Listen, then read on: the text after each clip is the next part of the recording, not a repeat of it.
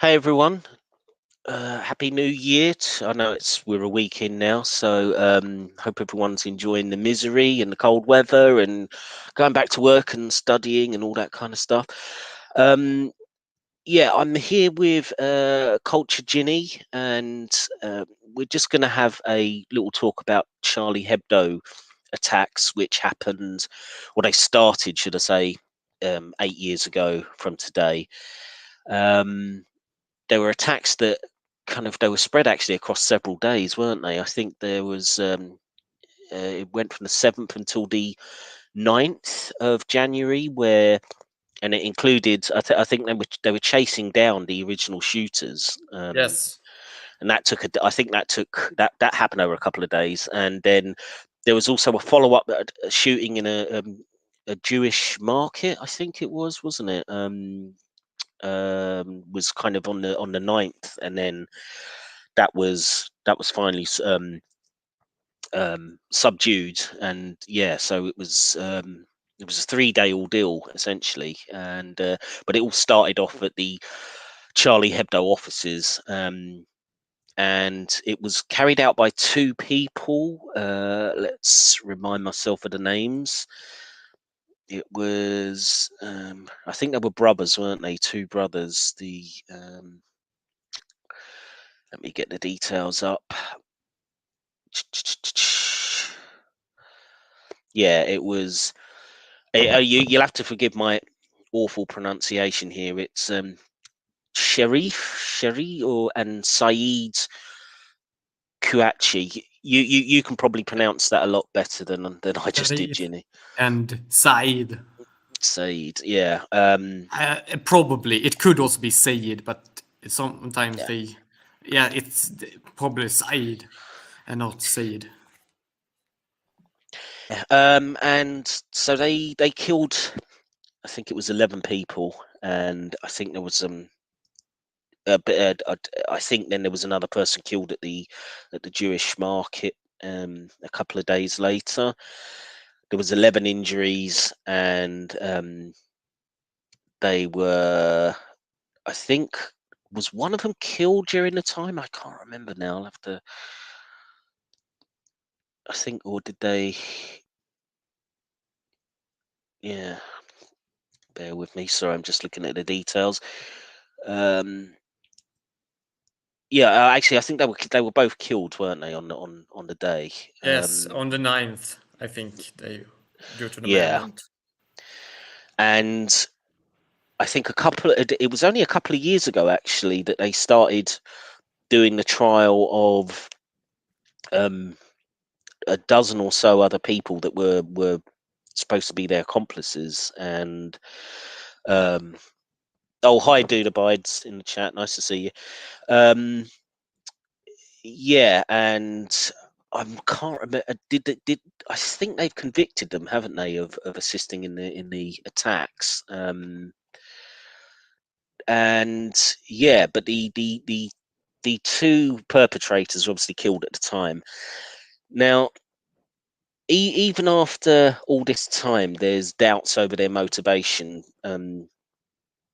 Now, from my view, and this is kind of what we're going to talk about a little bit tonight, is kind of the ideology behind it, I suppose, and also the impact on the way that I've kind of thought about Islam to some extent. There were kind of two schools of thoughts, I suppose, on the attack. One was that it was kind of a direct assault on freedom of speech, and that it came out of part of the ideology of Islam, that it was blasphemous to portray Muhammad, to depict Muhammad. And I think you had another school of thought that said that it was somewhat linked to ongoing things going on in the Middle East, the Iraq War, Afghanistan, that kind of thing, and it was kind of more politically motivated. I think those are kind of the general two camps that emerged at the time. Yes. What can you remember, Ginny? What you were thinking at the time? I don't know if you cast your mind back 8 years. How did you kind of view it when this happened? I had just finished my bachelor in history, and I was just about to finish my bachelor in Arabic, but I was still studying history for my master. So I was, in just this middle position where I was still studying both subjects as a student. And I actually, what surprised me the more was that actually my Arabic teacher was a lot more, angry, and said that these guys are, terrorists seeking to do stupid things for their beliefs. Whereas, those that I met in, the other classes in history, or it was elsewhere, were actually more, oh, this has nothing to do with Islam. So it was kind of, the opposite, but not really. I mean, my Arabic teacher tried to separate it from Islam and say that they were just their interpretation. This isn't what common Muslims believe, just them. But he still, said it's due to their beliefs. And I'm so sorry. Yeah, I mean, I'm casting my mind back, and I remember at the time, I was thinking, well, up until that point, there'd been various other terrorist attacks. So ever since kind of 9/11, that was kind of the big one, which kind of brought a lot of people into awareness of the potential of Islamic fundamentalists kind of doing terrorist attacks. I mean, there had been stuff previously, but nothing that had kind of so got into the Western consciousness. And there'd been various large scale ones after that, things like the Madrid train bombings in 2004. There'd been the bombings in London of the tube system in 2005, and there'd been various other smaller attacks since. But up until Charlie Hebdo, I was still under the impression that this was largely extremists who were not really that much to do with the religion. It was, and also I suppose I was still in the early years, kind of in a more conspiratorial way of thinking that these could be false flag operations and that kind of thing. I think going back to 2001, but I think for Charlie Hebdo really started to change my view in that I couldn't imagine any other group doing this. Not to say that any other religious or political group couldn't do a terrorist attack. Of course they could, but it was specific to certain details within the Islamic religion about depicting Muhammad, which meant that no one else would have done this attack for this reason. From that sense, it had to be, this was specifically because of the Islamic doctrine around drawing Muhammad. And it started to change my opinion so much as to not deny that there aren't lots of other factors that go into it, but that the ideology does matter to a certain extent and does dictate certain behaviors. And I just don't see how you could get away from that. I mean, blasphemy was part of it. You wouldn't get. Yeah, yes, I also think that what made this different from previous terror attacks was how directed it was, how clear it was, targeted towards a precise target for retribution, rather than just an act of more random terror or Yeah, untargeted terror. well, I agree. And also, I mean, to an extent, and I'm like, for example, we had the killing of a soldier in London, essentially, virtual beheading of uh, Lee Rigby, which I think was in 2013. So this guy was he was a member of the military, and regardless of the horrible nature of the attack, yeah, Lee Rigby, thank you, Duda Bides. Regardless of the horrible nature of the attack, you could make the argument that, okay, at least this somehow represents a military target, and they were talking about things like the Iraq War and its revenge. Now, I don't buy that as an excuse, because these were guys who were in London. These weren't the people who were victims of they hadn't had their homes destroyed in Iraq or anything like that. So it was a really tenuous argument to make, in my opinion. But you could at least say, okay, there's it's some way military rather than civilian. But this this attack wasn't only civilian, it was deeply connected to this idea of you've insulted our religion. And I can't, anyone who tries to separate those two things, I think, is either being incredibly naive or a little bit intellectually dishonest. I don't know what you think about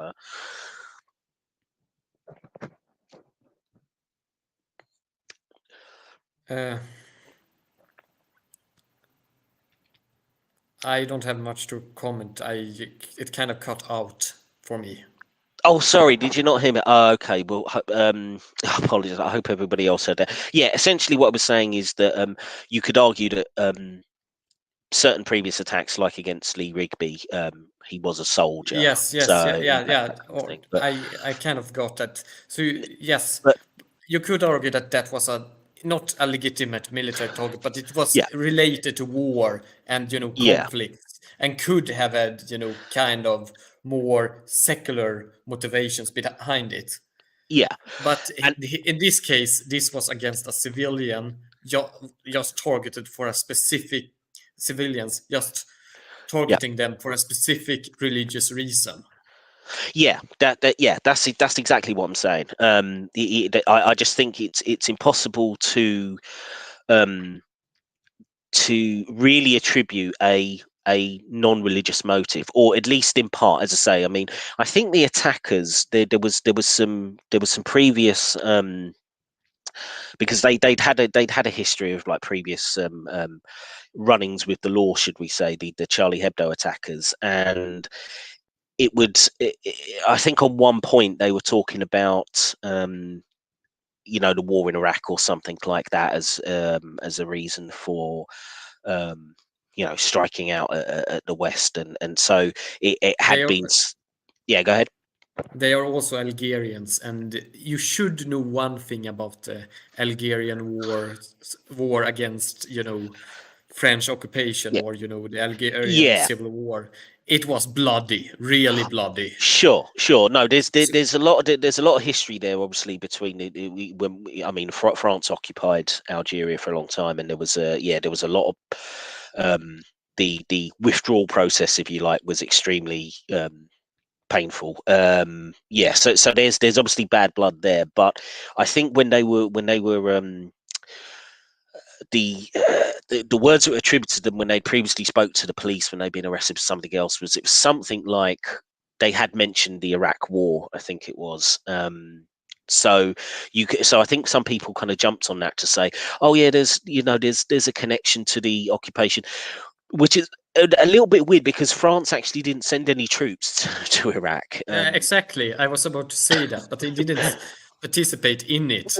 Yeah. So And if anything, you'd think I could buy that a little bit more if it was, say, the UK or the US or some other country that had some kind of significant presence. But yeah, I mean, But places like I will say though that France historically, in pretty recent history, living memory, has been one of the worst European powers in the Middle East. yeah, well, I mean, also places like West Africa, they've got significant kind of geopolitical and military Yeah, influence Middle as East and well. North Africa. Yeah.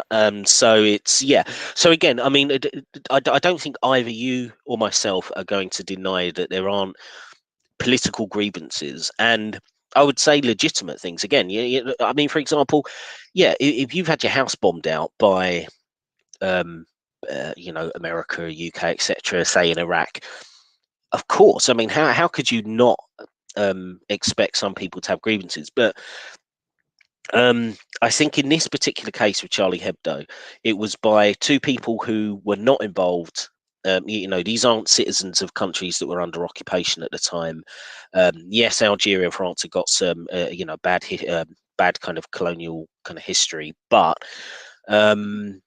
the it was specifically down to this idea of they've drawn Mohammed, they've crossed the line, and there's going to be payback for it. And I think if you deny that connection, um, I just think it's too naive.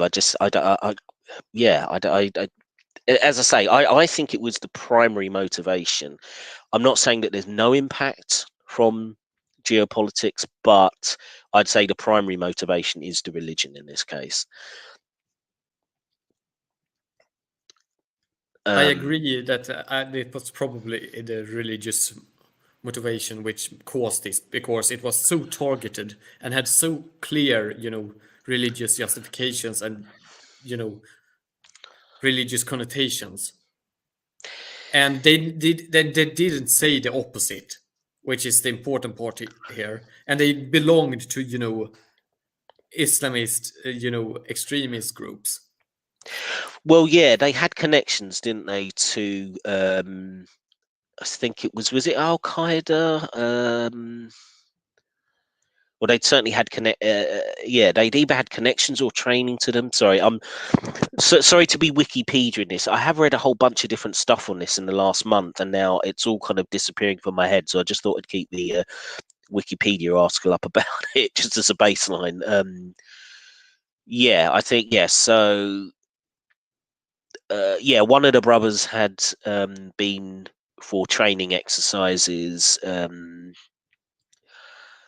Let me see. Yeah, had connections to Al Qaeda in Iraq. So Yeah, Sharif sent people to perform military-style training exercises yeah, to so fight for Al Qaeda in Iraq. yeah, and I think they had a past connection with kind of criminal activities and other bits and pieces as well.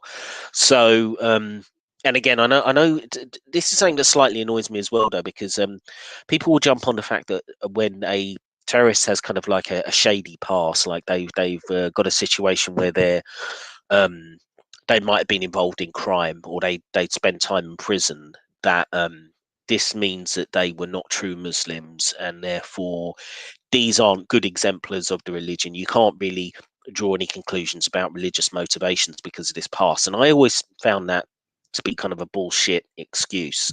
Now, I'm not Yeah, I saying. agree. I mean, I'm not saying that they may be kind of ignorant of the finer points of the religion, but number one, I always thought that the fanaticism and really getting into the kind of the militant fundamentalist side, you can almost argue that this is a way to make up for that previous criminal interaction. They're going to purify themselves now through really getting into what they see as the true Islam. So so in summary, I don't think it provides really any kind of excuse that past, any more than if they were a convert. Okay, that meant their past means that they weren't Islamic either. So would that have an impact? Yeah, to me, it just seems a really weak excuse. I don't know what you think about that. I agree, because, this is the same as saying that, any other type of extremist, political extremist. I mean, there are a lot of political extremists in the West that have, criminal backgrounds outside of just doing acts of violence and vandalism for their ideology. I mean, if you look at the, criminal backgrounds of a lot of people active in the far right and far left circles, you will see some very, long list of crimes among certain members there. Yeah, absolutely. And that does not mean that they don't believe in their cause or that they aren't belonging to those groups. Yeah. And I think it was just another example of where people of a certain ideological bent that really wanted to divorce any connection with the religion, they would just grab they'll grab anything they can to try and say, no, here is a motivation outside of the religious beliefs which is going to account for this behavior. And I was just going to quickly mention, so we were talking about this before we went live, and I won't dwell on it too much, but it kind of coincides with listening to the Gin and Tonic show. I think Klingshaw exemplified this position of there's absolutely no impact of the religion. Anything that you look at here, it's going to have some other kind of political motivation, some other kind of response to geopolitics, etc. And it wouldn't be happening if you take those factors out. Now, again, he left a Gin and Tonic show a few weeks after the attack, and as I was saying to you before we went live, I think he was going to leave the show anyway. But I think this incident kind of accelerated a process, because he was going down into that one camp where religion doesn't affect your behavior. And I think this clearly demonstrated it did, and I think he doubled down a little bit, and it kind of effectively ended up breaking up the partnership between him and Stop Spamming. I agree, And but I would like to add something to this. yep, I'm not going to discuss why he adopted this position, because I have yep, I feel too uninformed about the goings on behind the scenes during that era. I'm not just going to discuss his position, not why he assumed oh that yeah, position. yeah, no, it's a position that, yeah, I mean, obviously the personal reasons, etc., is something that only he will be able to confirm. And yeah, I'm more And interested in, I don't yeah. feel personally really okay by discussing his personal reasons in Sure, no, it's more the ideological position that I'm kind of interested in. I Yeah, will be discussing his position here, that yeah, he more came to the conclusion that religion does not affect behavior, which I disagree with due to two reasons, or two alternatives, which I would say that this kind of worldview leads to, even if you could argue that there are more alternatives, because I'm not making a false dichotomy here. But I say that his worldview, that for his worldview to be okay and actually be true, that religion does not affect behavior, then he must agree to the point A, that beliefs in how the world works, because a religion is a belief in how the world works and what happens in the world, because God stands behind certain actions and events according to Islamic beliefs and other religious beliefs. Then you must come to the agreement that believing how the world works does not affect how you act, which, considering how many people actually do base their actions upon what they do believe about the world and what is, happening or true about the world, kind of points towards the fact that this isn't a good position to take. So you could take A, that beliefs doesn't affect the world, or beliefs about the world, how you as a believer believe the world to be, does not affect your actions in how you act generally, yeah, because this is broader than just religion. It's all beliefs. Religion is just one category of beliefs about the world. yeah, uh, that, and two, you must believe that all people that say that they are religious, believing in Islam or other religions, are actually actively knowing that they are wrong and lying about being believers. yeah, yeah. In which It's case you come into this very extreme conspiracy about yeah, everything being a lie. yeah. Every religious ideology is just it's some kind of thing made up by the Matrix, and it's not real, and it's all just to pull the wool over your eyes. Yeah, I mean, as I say, we did talk about this a little bit before we went live, and just to sort of reiterate what we're talking about. Yeah, I mean, if you look at any political ideology, nobody would say, well, I'm a communist, or I'm a fascist, or I'm a conservative or liberal, Republican, whatever ideological strain you're at. Nobody's going to look at that and say, well, your profession to believe in this ideology is going to have no impact on the way you behave. So if you are a Christian fundamentalist who believes that life begins at conception, that's going to have no impact on whether you're going to be pro-life or pro-choice. Nobody would seriously take that as reality. You would say, yes, this is going to inform your belief and how you behave on it, which means that you're probably going to vote for people who are going to be, if you're pro-life, you're going to probably vote for a politician that's adopting a pro-life position, etc. So, yeah, in no other sphere of life, or no other kind of ideological setting would anyone say, yeah, this isn't going to affect the way that you interact in the world. Yeah, except for certain people want to make a special category out of religion and say, no, it has no impact. And I just think it's just an untenable position to hold. And yeah, go ahead. I watched, one of the previous gin and tonic shows where Klingshaw, had this friend over at the gin and tonic, and he argued Yeah, that the belief Marxist does guy. not. Yeah. Yeah, but that isn't even the classical Marxist position on it, because Marx, did concede that beliefs affect action in how you think the world works. Otherwise, you wouldn't have a religion as an effective instrument of control of Well, people. yeah, of course. And I mean, he's hard. I mean, Marx would say, if you're a capitalist, then you're certainly going to be a proponent of the capitalist ideological system. You're going to see economics in that way, and you're going to promote that system.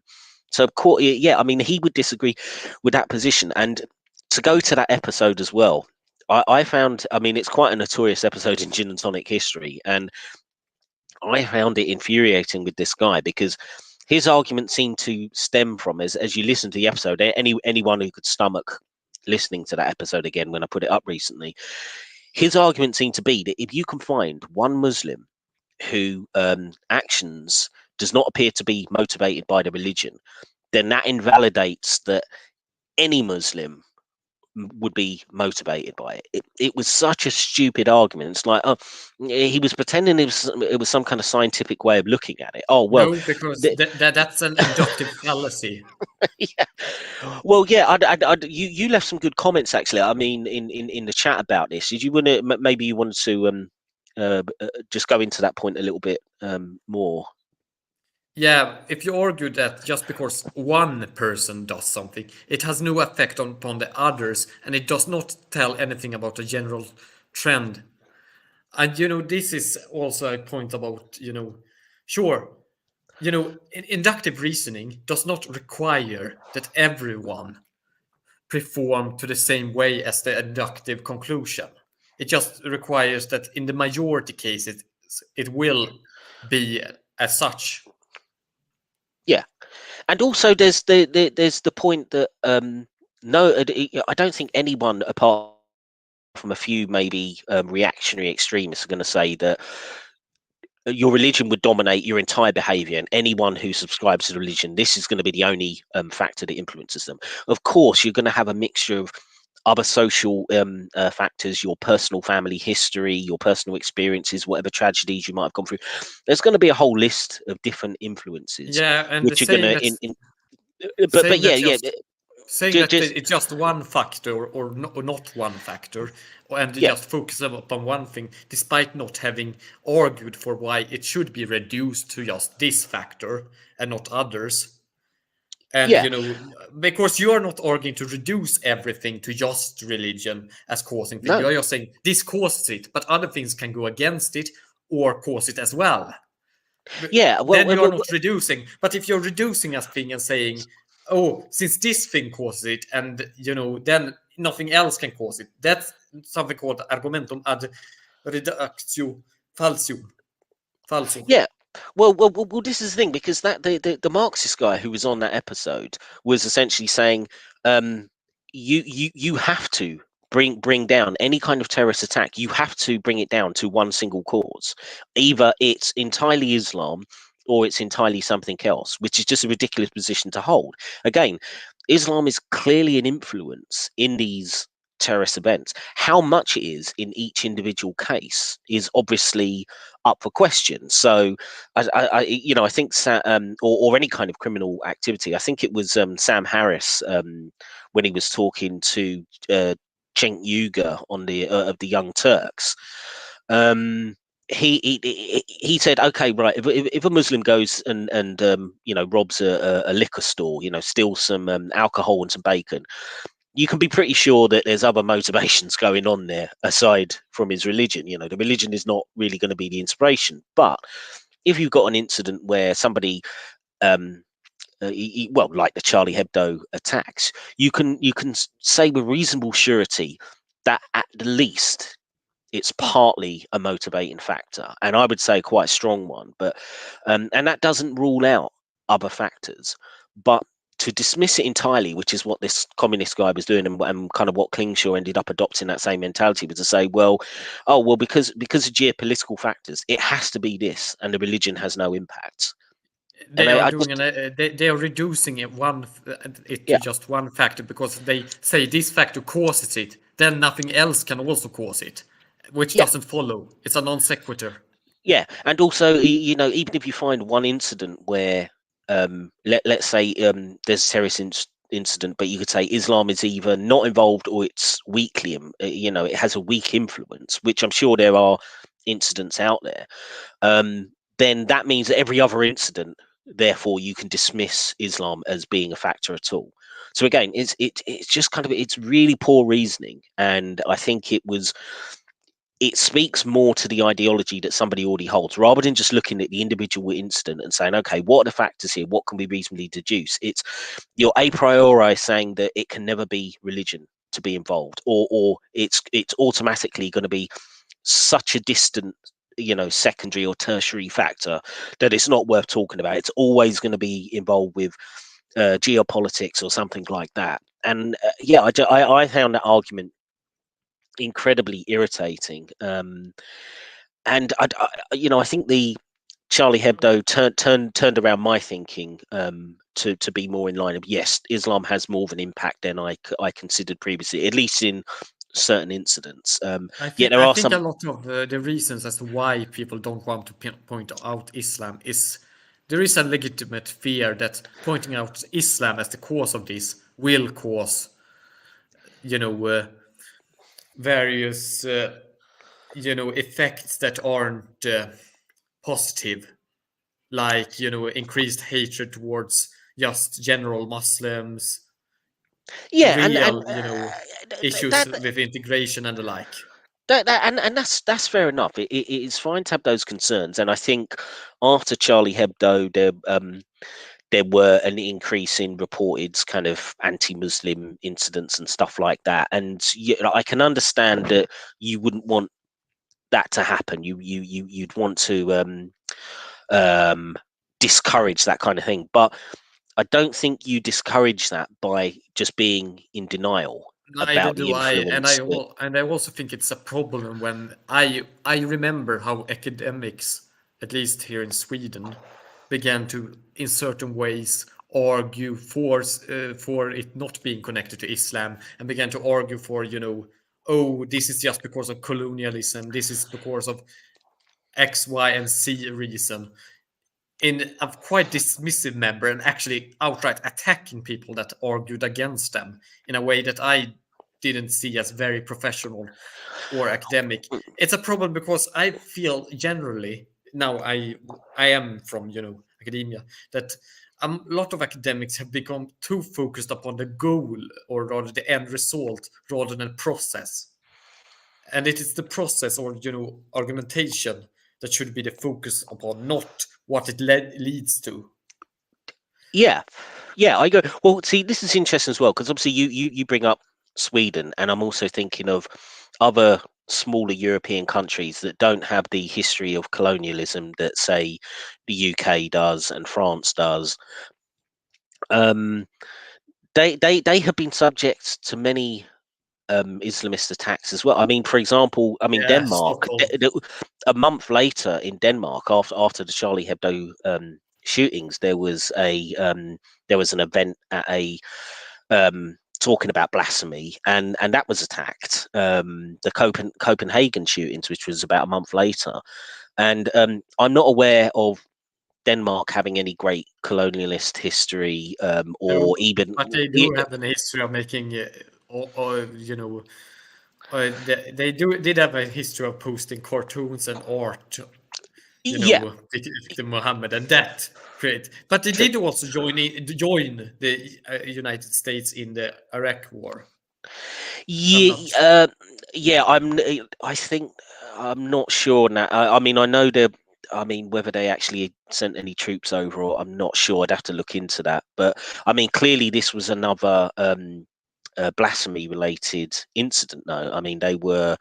Um, what were let's have a quick look at the details of it. Yeah, it was. It was at an event called the Art, Blasphemy and Freedom of Expression at a cultural centre, and a gunman came in and Lars Vilks. he and there He's was the Swedish artist. so you Swedes, you always causing trouble. But he couldn't. He did these things in Denmark because it was issues that he couldn't publish in Sweden without getting into problems. Yeah, and and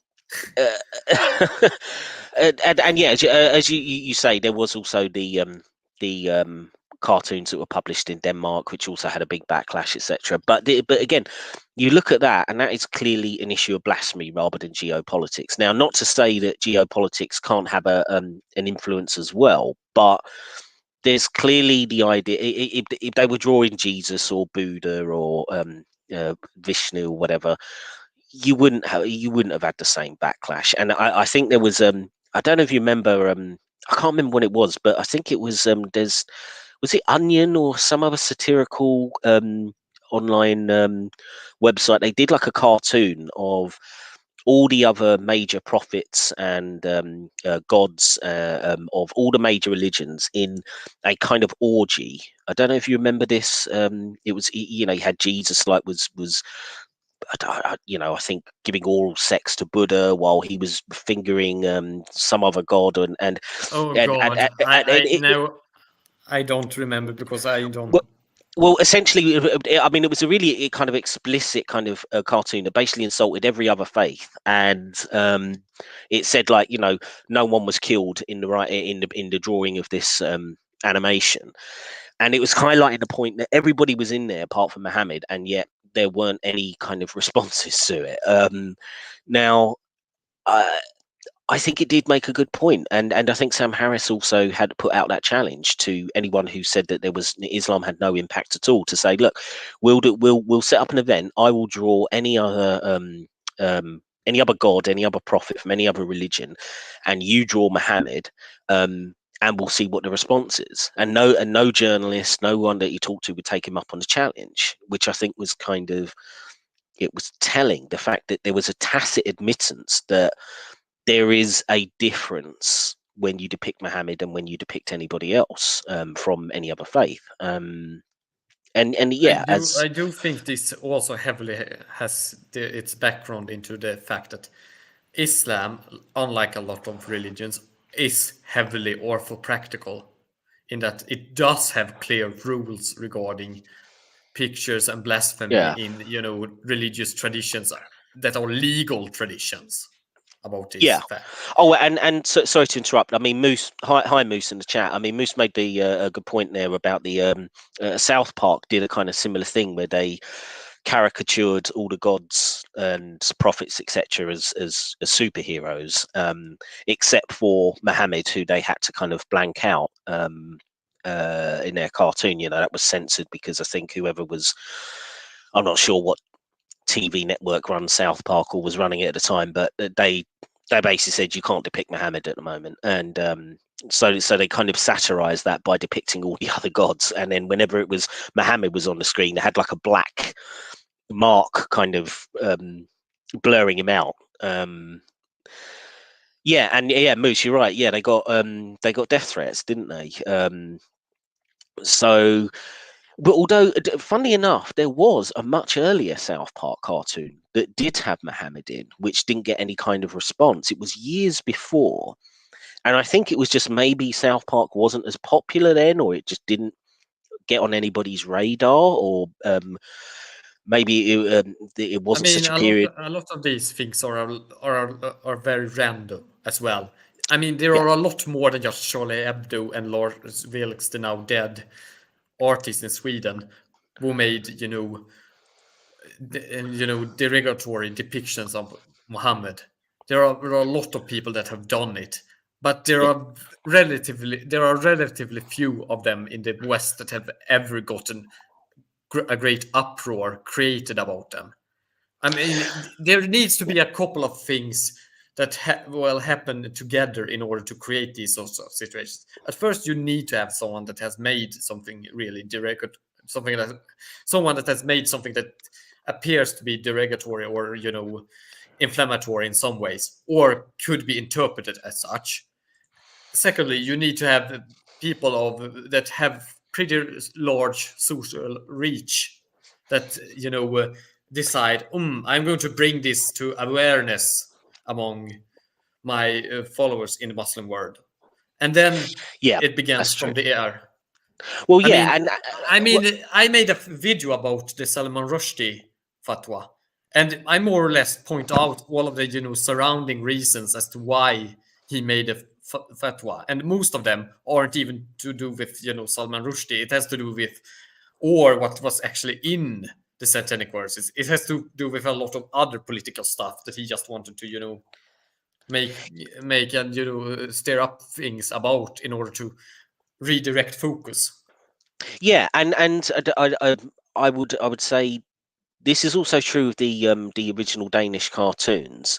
I think it is fair to point out that I think there were a lot of kind of political and religious figures within the Islamic world that deliberately tried to stoke up a reaction, and I'm willing to accept that it might not have been as bad if they weren't trying to do it. It did seem that um, there was encouragement to have this kind of hysterical reaction for whatever motivations that they had, because you did have a lot of clerics kind of going on about it, saying, oh, this is the worst thing, get out on the streets. And there were certain politicians, I think, in different Muslim majority countries that were trying to make as much a big deal out of it as possible. And as you say, there can be reasons for that. Maybe they're trying to distract from whatever problems are going on in their own country, get somebody to focus on. We know that politicians and people of influence are going to take advantage of events like that. So yeah, I agree with you. It does.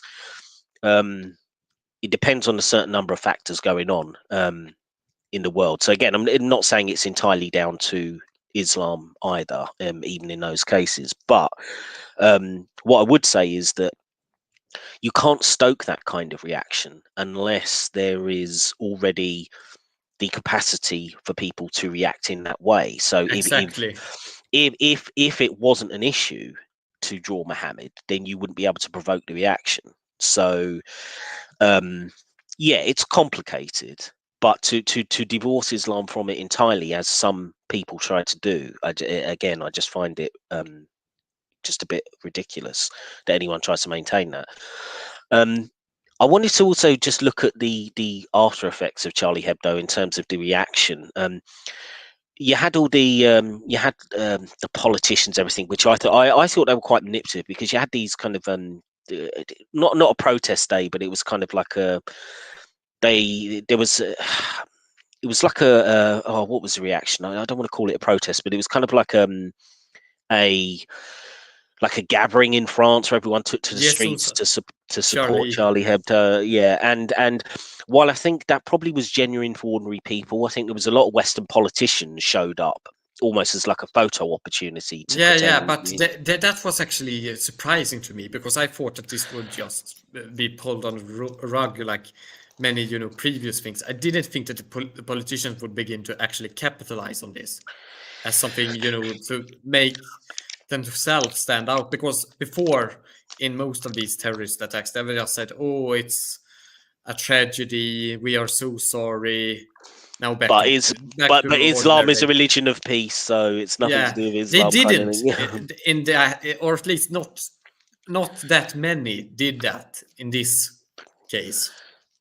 Yeah, no. Well, I think there was quite. I think there were politicians from around the world were either giving their direct support for it, or they actually showed up in France to sort of take part in the event. Now, I think most of them were just motivated by pure political opportunism. Opportunism. I think they obviously realised that this did strike a chord with ordinary people, particularly in France, but in the Western world in general. And they thought, well, let me increase my own personal popularity by getting out on the street and saying, oh yeah, just sweet Charlie and all this kind of thing. And I thought, I don't really think they give a shit personally. I think it was just that typical kind of political opportunism. But I think for ordinary people, it did strike a chord. I mean, I even remember because I was quite active in YouTube comments at the time. And I remember being in conversation with Muslim stuff, and I remember posting the Je suis Charlie whenever anyone was kind of justifying it, I would post that and just kind of like say, oh, you know, fuck you kind of thing. And so I kind of got swept up with it, but it was genuine. I mean, I genuinely did feel that this was so motivated more by the religion than any kind of geopolitics that it did feel like it needs to be called out. You can't make excuses for it. I don't know. I you know, I don't.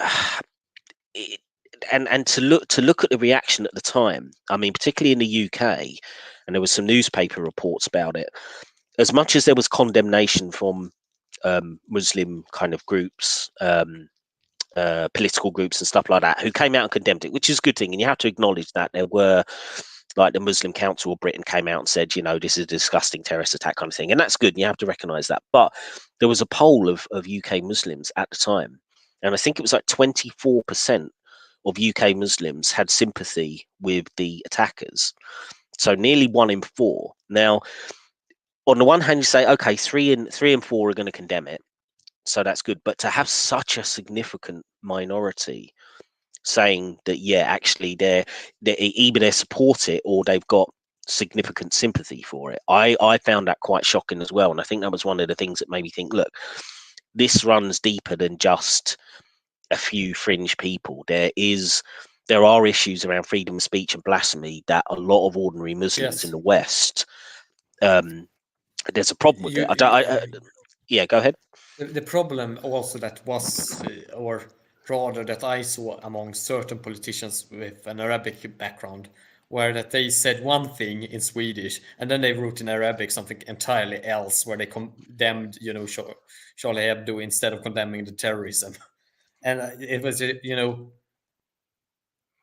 so some of those, I'm not saying that, you know, the majority of Muslims are, and I do think that still the majority still condemns, you know, these sorts of act, but Yeah, I'm definitely. just saying that there was a lot of double-faced people also in, you know, Sweden. Yeah, I mean, well, this goes to a pet peeve of mine as well, because there was a lot of Muslims who I spoke to who would say things like, yeah, but what about you know, the Iraq War and Afghanistan and stuff? And I would say to them, well, look, I was against those things. I mean, I was on the streets protesting the Iraq War. I mean, I'm old enough to have been able to do that. I was there protesting in London before the Iraq War even started. So it's like, I'm on your side. I think, yes, these invasions are wrong. I think, yes, the destruction and you know, the carnage that has been caused by them are morally unjustified and absolutely terrible. But that doesn't mean that it's okay to go around killing people because they've drawn Muhammad cartoons or because they've published images of Muhammad. One does not justify the other. And there seemed to be almost this pretense, I think, with certain Muslims to say that you can't, you can only have two positions. Either you can be kind of against the war and therefore you can't condemn what's happened with Charlie Hebdo, or you can be some kind of pro-war position and therefore that's the reason that you are now condemning Charlie Hebdo, because you think anything that the Muslims do is bad and anything that the West does good. It's like, well, no, I think the West is terrible for going into these into Middle Eastern countries and causing this kind of damage. I also think it's terrible that Charlie Hebdo was, you know, attacked and these people were murdered. And I found there was a lot of disingenuous dialogue on all sides, to be fair, but particularly when I was talking to Muslims about this, I felt that they wouldn't allow for the position that you can be against both. I don't know what your experience was. I mean, now it also depends upon which persons you meet, because sure, even though I would say that Islam, as in, you know, a tradition of Islam, say Sunafi, Hanafi Islam or the like, have certain interpretations, certain standards that you need to believe in order to belong to it. It should still be said that Muslims aren't a monolith and aren't unthinking robots either. They do have individual, you know, personalities and individual thoughts, which means that the the Muslims you meet can sometimes be more representative of their own personal opinions and values than they are representative of some sort of greater Islam. Yeah, I agree. And I've met all types of people with all types of backgrounds, and some were absolutely pro the terrorism. I've seen people just straight up congratulating these great martyrs doing war for in the cause of Allah and the like. And I've also met persons that thought that this was terrible, like my my professor in Arabic, Yep, go ahead. who felt that this was like one of the most terrible things that could happen, and that Well, they had a messed up view of Islam, and they did it because of that. I mean, he tried to argue this isn't true Islam, and they have a messed up view of it, which leads to this. But still, they on some level they recognize this as wrong. which is good. And yeah, and even though I was quoting that poll in the UK at the time, that a quarter of Muslims kind of had sympathy for the attackers. Yeah, you have to recognise that means that the other 3/4 of Muslims, which is still the significant majority, were simply against the attack. So you have to acknowledge that as well. But it still does go to the idea that there still is a significant minority of Muslims who are at odds on this issue, in terms of thinking that that kind of violent reprisal is in some way justified. And not to say that all those people would be willing to do it themselves or are some kind of threat. I'm not making that claim, but the fact that so many could say, well, yeah, I can understand it. There's some kind of justification for it. I still find that worrying, even though it is a minority. To say 1 in 4 it still disturbs me. And again, was there any kind of polls on the reaction in Sweden about Charlie Hebdo that you can remember? We wouldn't do those sorts of polls. They are too politically risky, and you can't do demographic research in Sweden that way either, because that might stoke racist sentiments. Ah, right, okay. Well, see, I mean that's quite unfortunate. I mean, I know Sweden has kind of had the reputation of being quite, um, I don't know, maybe kind of soft on some of these issues. Extremely soft, Yeah, I mean, and to their own detriment as well, because if you don't put the foot down and explain rules, then rules are going to get broken, and someone is going to get the blame in the end. yeah, right. Okay. I mean, both. Sorry, just to say, both Nick and Moose were talking about coming on. The guys, the link is on my Discord channel. If you want to come in and join the live stream. Oh, hang on, Nick's in the back chat. Hang on, bear with me. Let me just bring in Nick. Hello. Hey, Nick. How you doing, my friend? Doing great. How about you?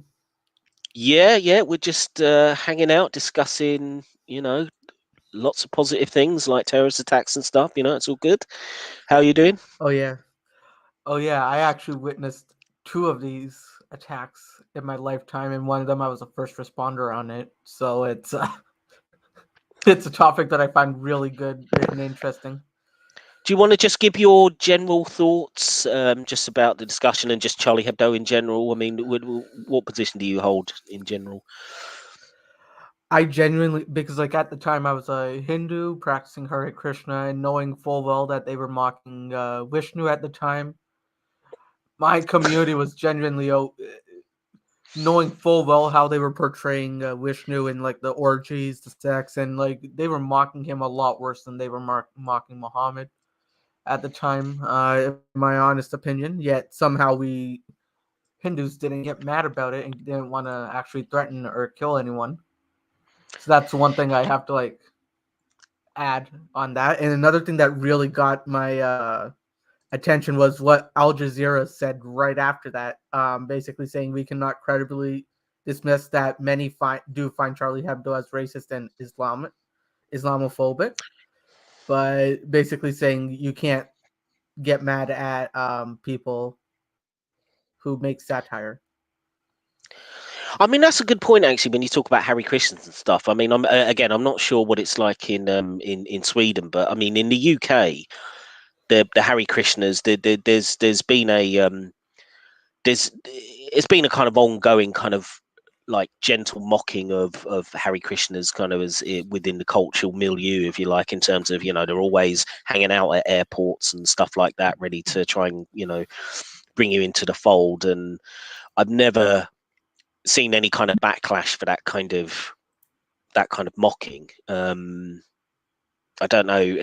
Do you even have any Hare Krishna types in Sweden culture, Jenny? Oh yes, we do, and there are some, stereotypes about them, but generally they don't make much of a fuss. I haven't had any, strong interactions with them. Yeah, I mean, but as I said, I mean, as Nick's kind of pointing out, I mean, there's I don't know there's ever been any backlash from Hindus in any way that I can think of. I mean, in terms There was of probably like backlash with people coming on social media saying, "Hey, don't say that" and something, but it never went to the extent of, "Hey, let's kill the people that made the cartoons." yeah, yeah, it's. I mean, again, so Nick, obviously you're based in Canada, and I know you're a young fella, so I mean, I'm not sure how much memories you have of it at the time. I mean, you were probably just a teenager when this happened, weren't you? Or So when 2015, I actually just joined my course, and I just started my journalism minor. So my first journalism course was right after the attack. So that was actually my first assignment that I did. So do you remember what things, what the general reaction was like in Canada then over this when it was first happening? So basically, that was also around the time we were trying to get a lot of opening up immigration. So I believe that's also when we just stopped. So we switched from the Harper government to the Trudeau government, and we were one of the major topics was bringing in refugees. So it was a very debated topic in Canada for that very reason. But what was the general attitude? I mean, assuming there was one general attitude. I mean, were people more leaning to the idea that this had nothing to do with Islam and it was just some kind of fringe, but extremist behaviour, or was there a recognition that it was a factor involved in the motivations? I mean, what was the general kind of impression? People were scared shitless. I think, even in 2016 as well, people were until 2016, mid 2016, because we were getting around 2,500 Syrian refugees, I believe, at that time, or 25,000. Moose would know the numbers exactly because he works with the refugees. But we had a huge scare of people oh, they're bringing in all these refugees here from that area. We're scared shitless. I can't say anything.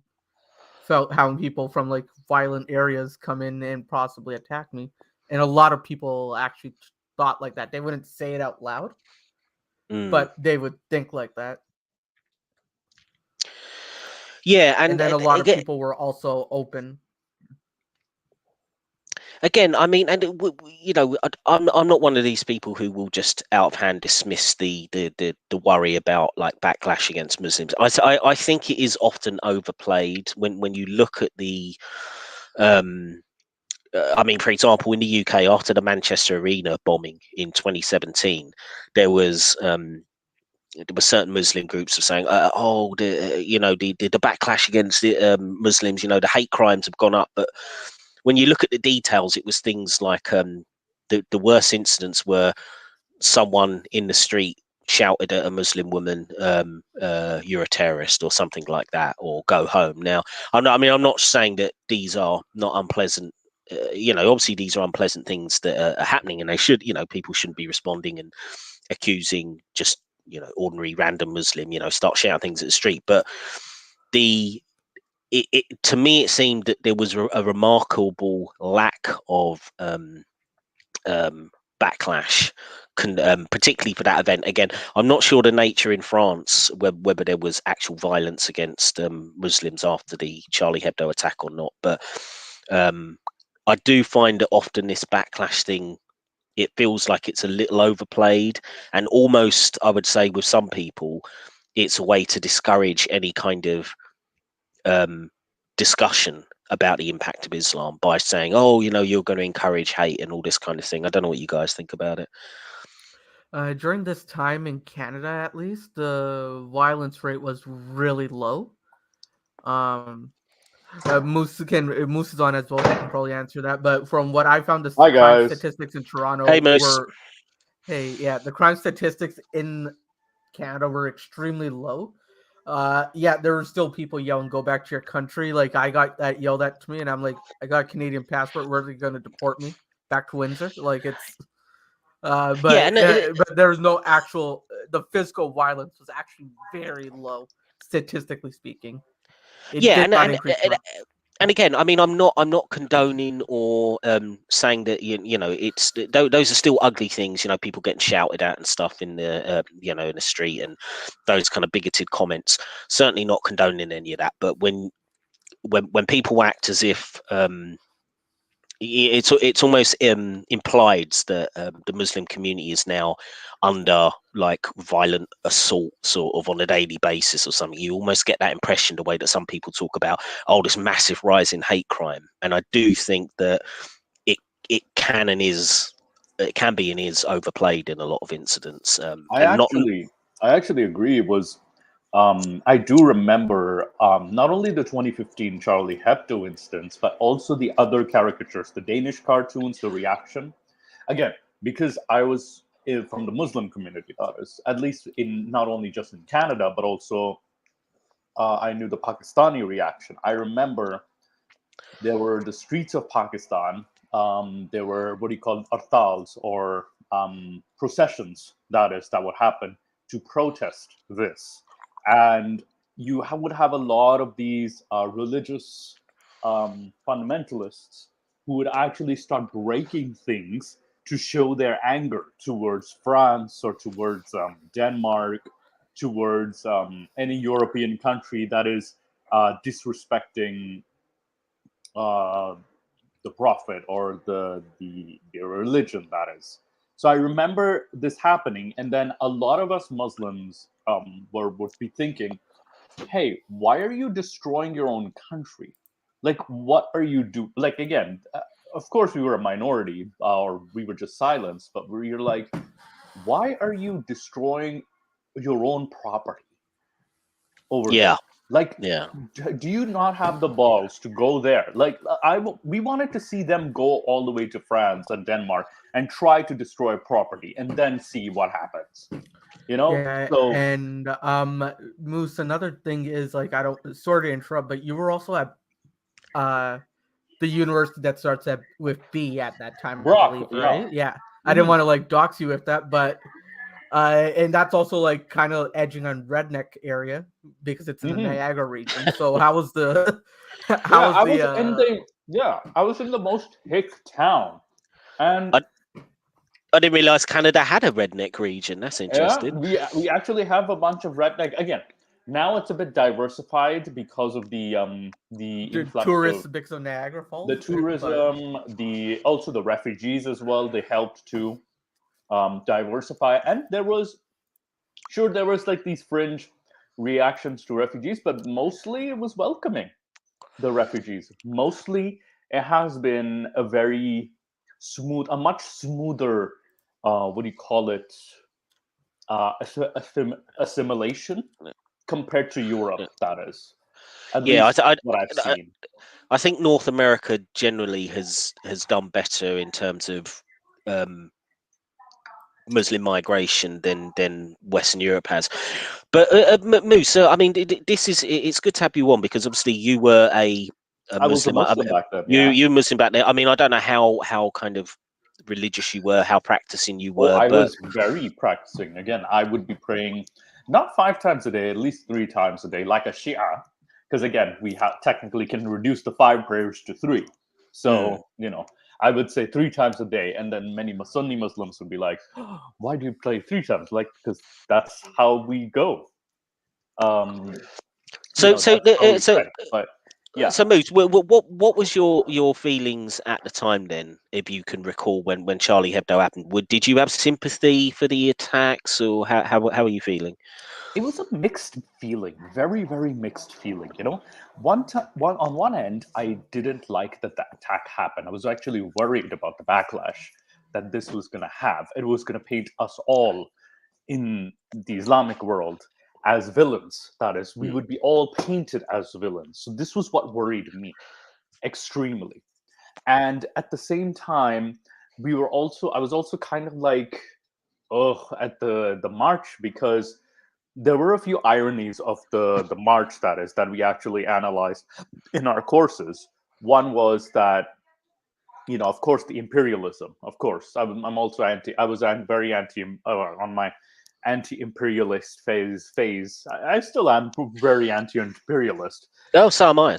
Yeah. So, at that time, I was more on the whataboutery of what do you call it? The What about Iraq war, or yeah. Afghan war, Yeah. stuff in Pakistan, the drone attacks, because there were the drone attacks that were happening in Pakistan in the northern regions. Yeah. There was a huge number when Obama was in, wasn't it? For years, there were. Between, and this was pre-arresting what do you call it, Osama bin Laden. That is, so this was the pre-capture of Osama. Yeah, that's all Trump's fault. Yeah. I mean, keep in mind though, like this was done during Obama's reign too. This is all done during Obama. So this was not even a Republican government, to say the least. And during the Republican era, it was a lot worse, like the Bush era. But what do you call it?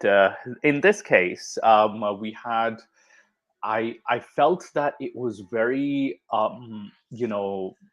like you guys were saying, it felt like they were politically opportunist.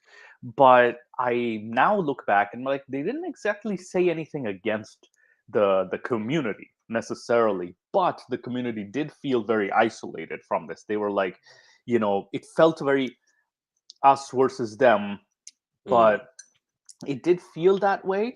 But at the same time, I in the back of my mind, I knew there's a lot more nuance to it. There's a lot more, issues with it. There has to be something.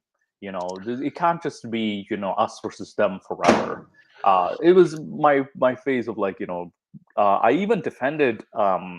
Sometimes I would even say stuff like, I even said stuff like, Charlie Hebdo even asked for it too, because I was actually offended by the content that they posted. But I had a talk with my friends. I actually worked in theater during that time too. And they explained to me that, comedy, no matter how bad it is, it should be said. Like this is the concept of free speech. Like, we are reasoning adults. We shouldn't be reacting to this. We are adults. So, if you want to say something, like you don't attack somebody, you respond with words rather than, respond like a killer. That is. Then I was like, oh, okay, no, you are correct. I actually caved in. I was like, wait a second, I am wrong on this. I am very wrong on this. So how long did that process take then, from the initial attack, when you were worried about backlash and you were in some sense thinking there was some justification? How long did it take for you to evolve on this position where you actually got to the point of view where, well, no, actually this is not a justified response? Was that a quick turnaround, or did that It was actually relatively quick, because it only took I was, I think, in an online forum with my friends on like this was on Facebook actually, and when we were having that discussion in the comments, they all explained to me, and I was like, oh, I'm actually in the wrong on this, and I actually apologized, and I actually meant it.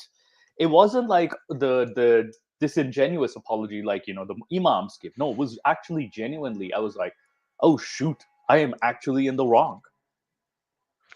It was that weird realization. And again, it took a few days for me to realize this. So for me, it was relatively quick. But then when I actually, in comparison to my to another Muslim that I was with during that time, it took a while for them. It took a while, because I think part of it was because in Shia Islam, art of Muhammad is relatively acceptable, so to speak. And art of Ali, we have art of Hussein and Hassan and all the figures. So it's in Iraq, especially. I've actually been to Iraq. It's actually normalized there to have a depiction of all these figures. So I think a lot of the reaction came from the Sunni world, and I would say even Iran. Iran is a bit more on the fringe side of at that time, the fringe side of Shia beliefs, that is Shia Islam, because they were a bit like, again, at least systematically, they were a lot against caricatures. I think it's also they hated the fact that it was someone on the outside who did this.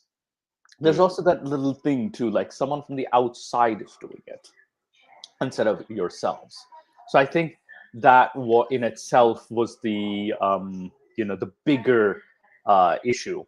And I think because they already hated Shia Muslims too at that time, so it's like, fuck these Shia Muslims. And at that time I also used to see, even though that there was the Islamophobia thing, the victim playing, I kind of saw it as victim playing too, because I would be thinking, they do the exact same thing to Shia Muslims back home.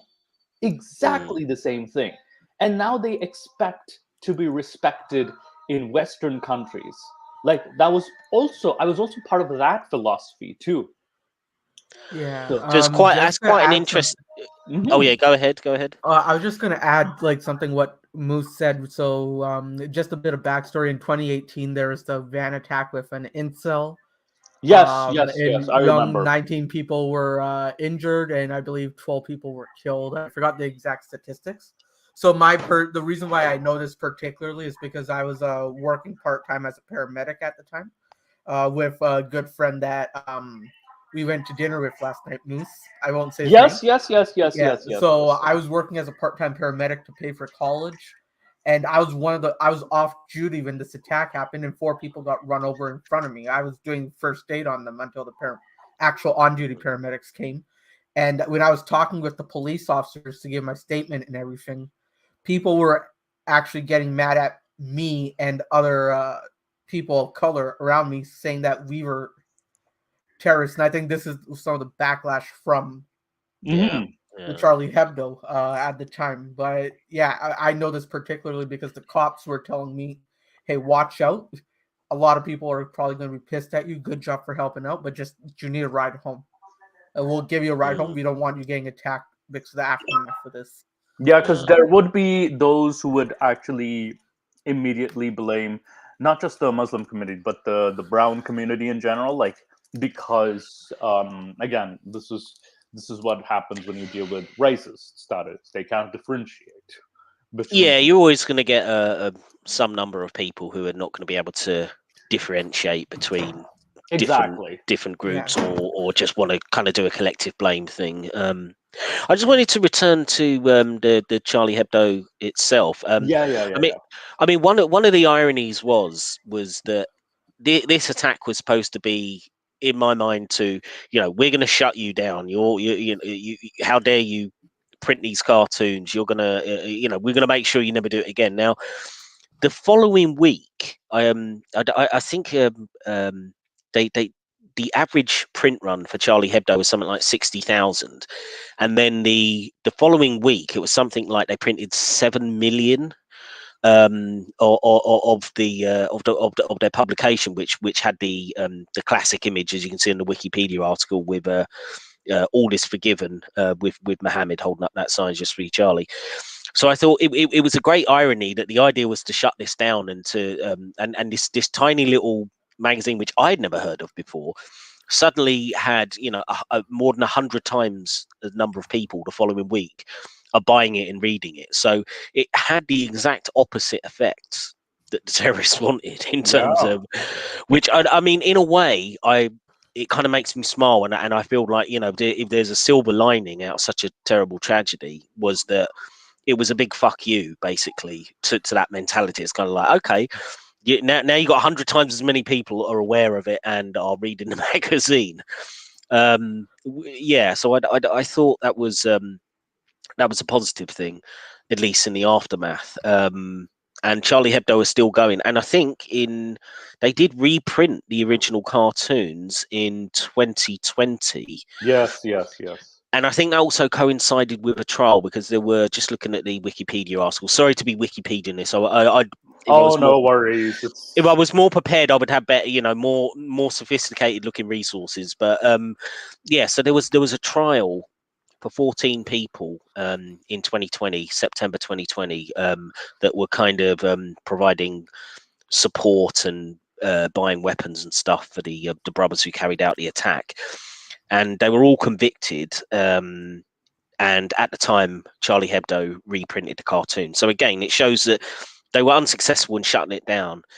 But to look at the trial, again, they were all convicted. But I'm sure I read somewhere recently that they have actually appealed the decision. And I think the court case might still be going on, because I think the whole COVID thing has reduced everybody's, it's slowed up everybody's legal systems, isn't it? So I think the appeal process is still ongoing, but I'm not 100% sure. I don't know if anyone knows anything about that. Even if the appeal process is going on, it'll take months and months for the hearings to happen, because this stuff takes especially in, I would say, countries like France, UK, Canada.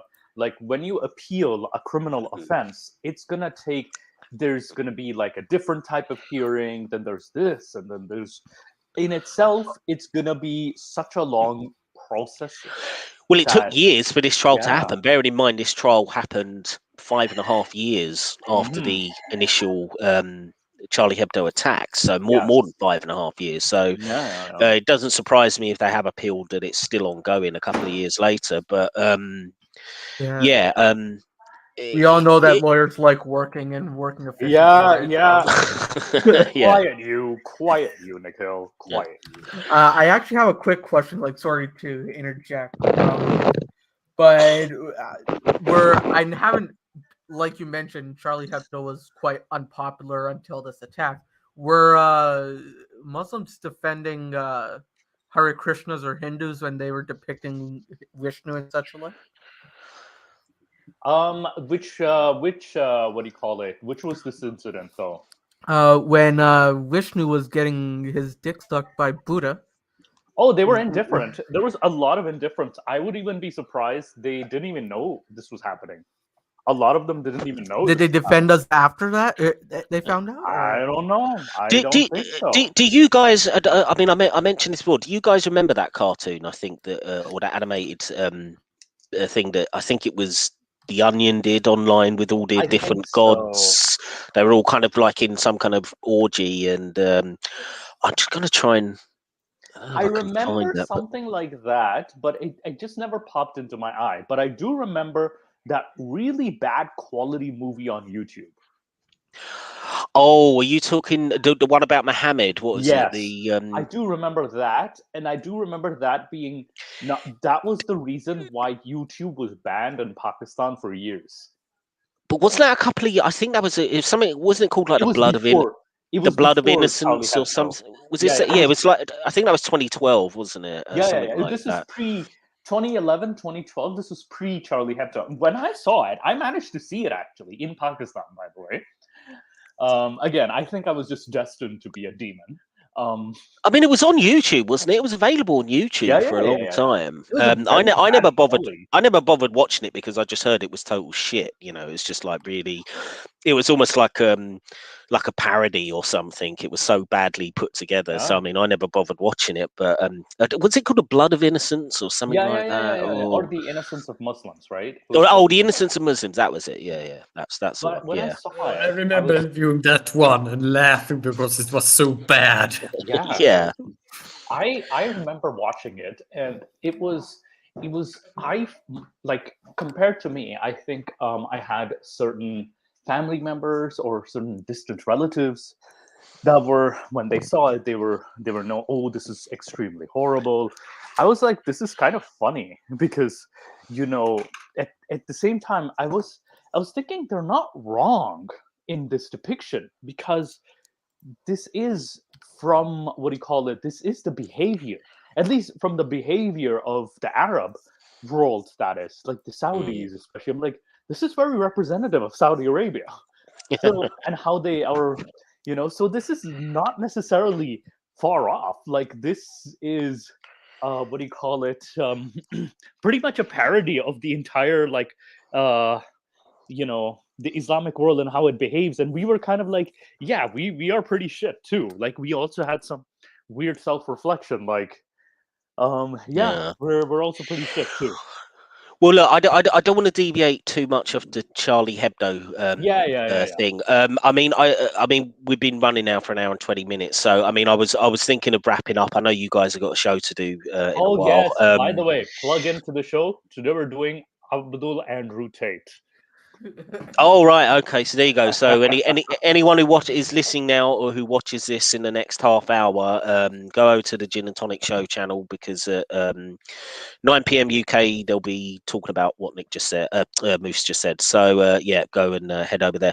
I think I'm going to wrap it up. I mean, I've kind of said everything that I wanted to say. I think it was, I mean, for me to sum up, I would say it definitely changed my thinking to be kind of more critical in terms of how much Islam is involved, and I think Islam is more involved than I in at least this terrorist event and certain others. I think more than I used to, more than previously. It was kind of a crucible moment for me, but notwithstanding the fact, obviously I still think there's a lot of other factors go into these events, and I'm not denying the impact of things like geopolitics and stuff like that. But yeah, it definitely made me more critical of the ideology of Islam, because of it, particularly around this blasphemy stuff. So that's how I kind of view Charlie Hebdo 8 years later. I don't know. Anyone else want to sum up? Nick, what are your kind of closing thoughts on it? My closing thoughts, basically, free speech. As a coup for myself, I'm an avid free speech supporter, but for people watching, just as a message, get your fucking stereotypes right, people. Like, actually get educated on the topic. Yeah, that's my also too. At least use the right stereotype or use the right racial slur. You're confusing us all. If you're going to be a bigot, then get your shit together. Yeah. Ginny, what are your closing thoughts on Charlie Hebdo? Yeah, my closing thoughts on Charlie Hebdo is that almost more interesting than the attack itself were the various reactions around the attack. Definitely. Yeah, definitely. Yeah. I would agree with that. Well, look, okay, if that's thank you all for coming on. This was just a really impromptu thing that I decided to do today, since it's the anniversary of the start of the attacks. And thanks for anyone else that's listening.